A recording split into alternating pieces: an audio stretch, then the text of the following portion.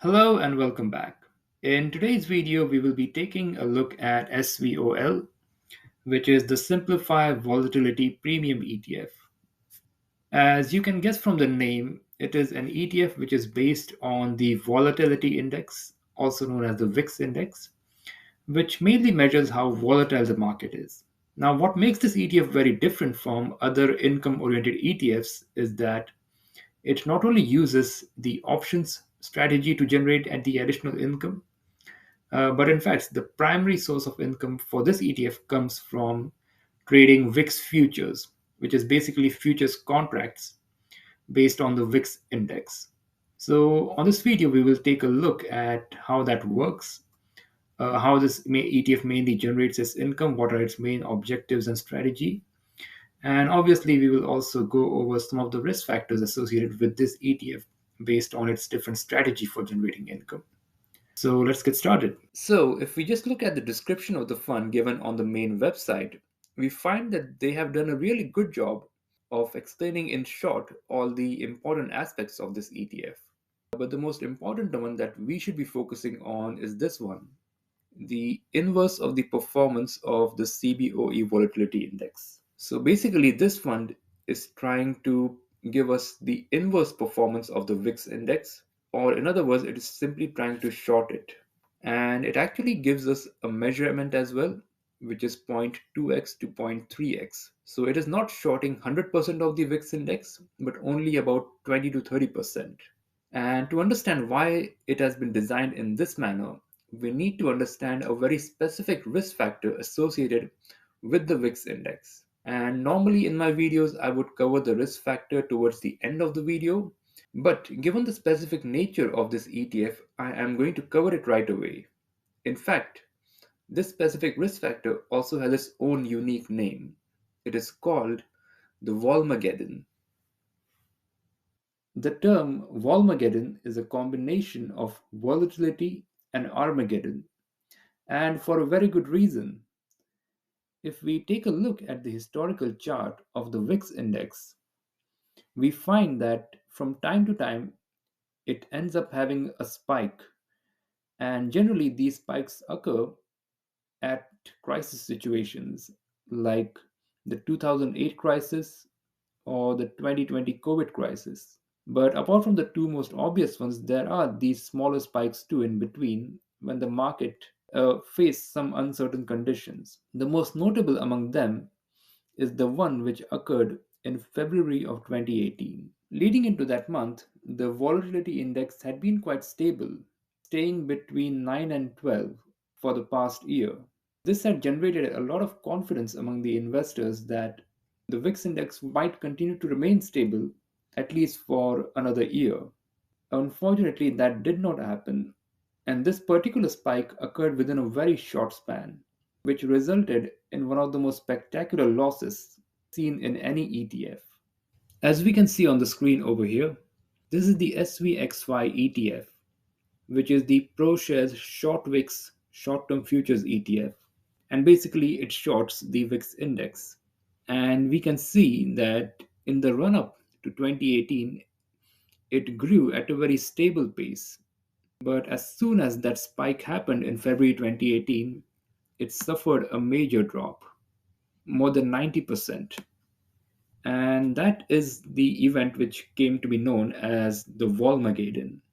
Similar losses were also suffered by other similar ETFs, which includes the UVXY and the XIV, which is no longer an active ETF.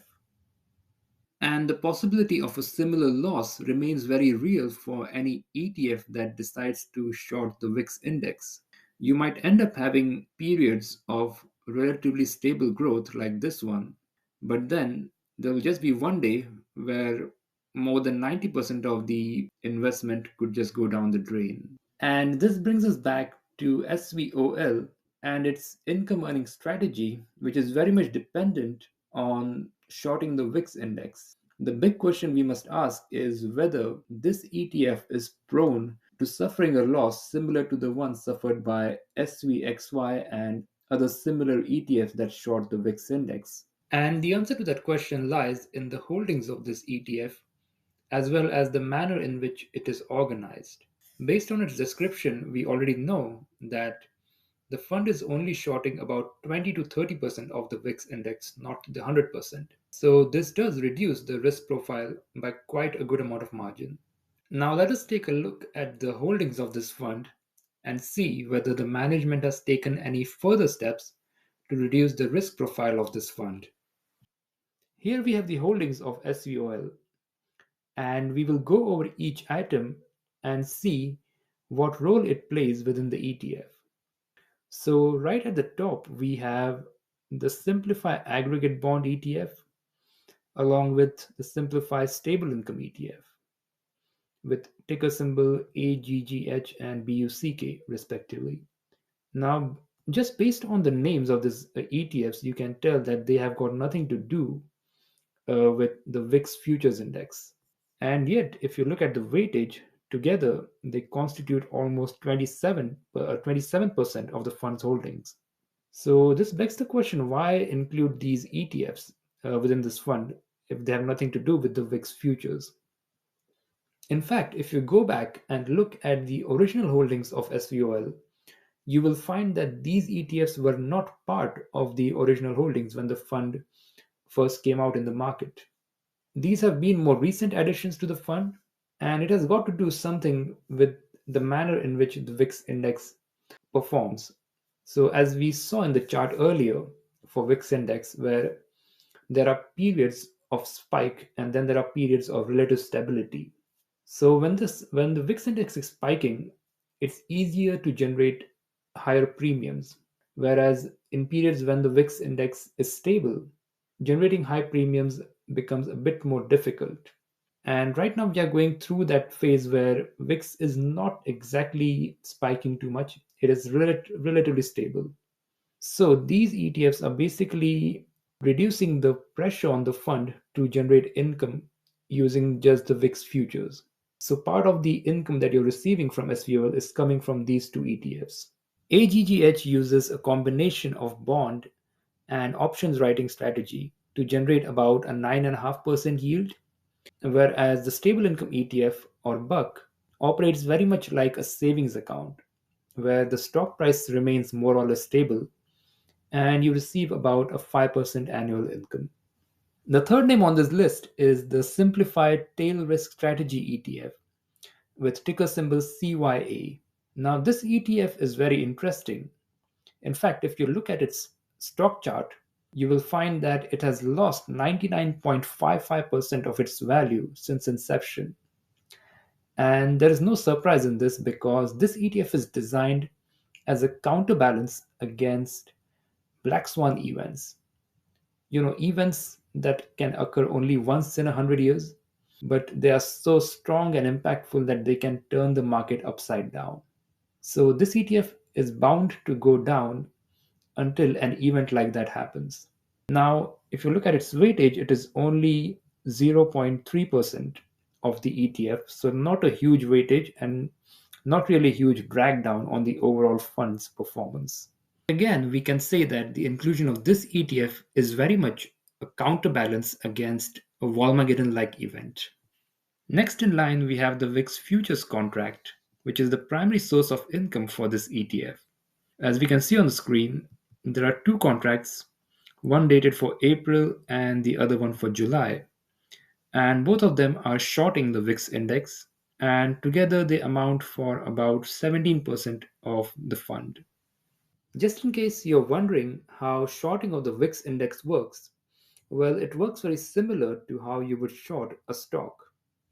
Basically, you sell the contract at a higher price and then buy it back a few months later for a lower price.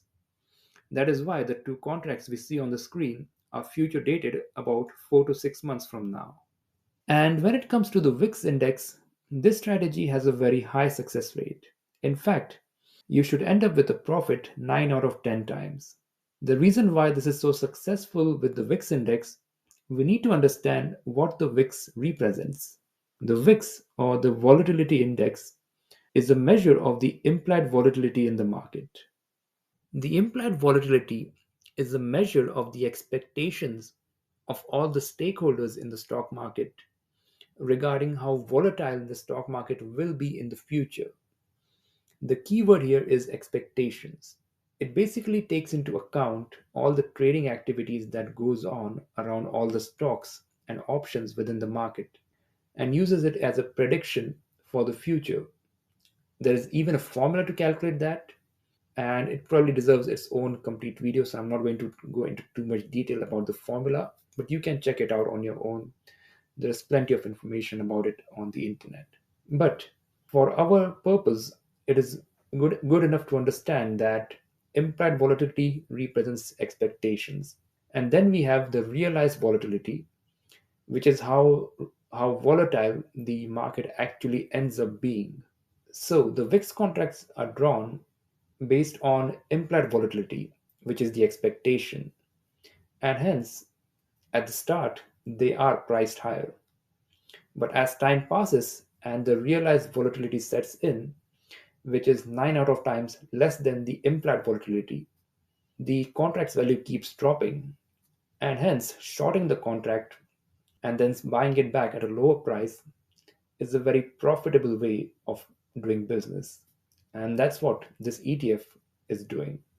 But obviously, there are going to be instances where the 1 in 10 possibility comes true and the realized volatility ends up being higher than the implied volatility, causing a spike in the VIX index, and people who are short on it end up losing money, including this ETF.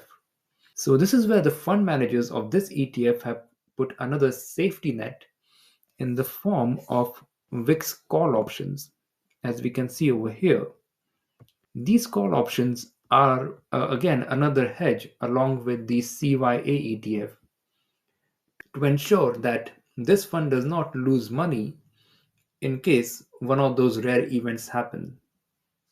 In fact, it is quite likely to make money in the form of capital gains in case one of those rare Volmageddon like spikes happen. Lastly, we have these treasury bills, which account for about 50% of the fund's holdings. In addition to providing stability to the stock price of the ETF, they also perform the task of providing some income as well. So, just like AGGH and BUCK, these treasury bills also are useful in reducing the income generating pressure on the VIX futures contracts. And lastly, as a hedge against treasury bills, we have these short contracts over here, which protect against a decline in the value of treasury bills themselves. So that covers all the holdings of this ETF. So let us do a quick recap of everything we have covered so far. This ETF shorts the VIX index as its primary source for generating income, but this also makes it prone to Volmageddon, where a sudden spike in the VIX index could make the fund shorting the VIX lose 90% of its holdings. To protect itself against this kind of an event, the fund uses a fairly safe approach of shorting only 20 to 30% of the index rather than 100%. But this also means that they are not generating as much income as they would have if they had shorted 100% of the index. So now they have to use other ETFs to generate the targeted 15% yield. So those ETFs are AGGH, BUCK, and a number of treasury bills. The treasury bills are themselves hedged using short contracts, and we also have a hedge for the 20 to 30% VIX that is being shorted in the form of VIX call options. So if there is a huge spike in VIX, the fund would end up making money in the form of capital gains. So, in conclusion, is this a good or a bad investment? For me, at least, it is a bit of a mixed bag. For starters, it does have a very unique strategy where it is using the VIX index to generate income, unlike other income oriented ETFs which use the covered call strategy. However, this uniqueness also makes it prone to the specific risk associated with the volatility index. And to avoid that risk, it turns into a fairly complex product where it has to use the VIX call options and the CYA ETF as a hedge. In addition, they are only shorting 20 to 30% of the VIX index. This does reduce the risk, but it also means that there are times when they struggle to get to the 15% targeted yield. And for this reason, they are forced to include additional ETFs within the fund's holdings, which include the AGGH, BUCK, and Treasury bills. These holdings further expose the fund to the risk of fluctuations in the Fed interest rates. And once again, they balance it out with short Treasury bill options. But at this point, it really turns into a game where the management is forced to constantly check how the changing market conditions are exposing the ETF to specific underlying risks. And this brings us to the biggest risk of all, which is the management's ability to actually do this on a consistent basis over the long term. So far, the management has done a good job, but you never know. It might just happen one day that the management fails to see the underlying risk being exposed due to a changing market condition, or the change in market conditions happens so fast that the management is caught off guard and the fund ends up losing a big chunk of money. With that in mind, I'm okay with having this fund as a small part of my portfolio. The management has so far demonstrated the ability to manage this fund quite efficiently, and just in case if things do go wrong in the future, it won't end up being a major loss. Overall, I would like to reiterate the fact that this fund is using a very different strategy from most of the other income oriented ETFs on the market, and that does deserve consideration. But having said that, I would like to know from you, what do you think about this ETF? As always, do your own research before making any investment decisions. And thanks for watching. If you found some value in this video, don't forget to like, share, and subscribe. I'll see you guys in the next one.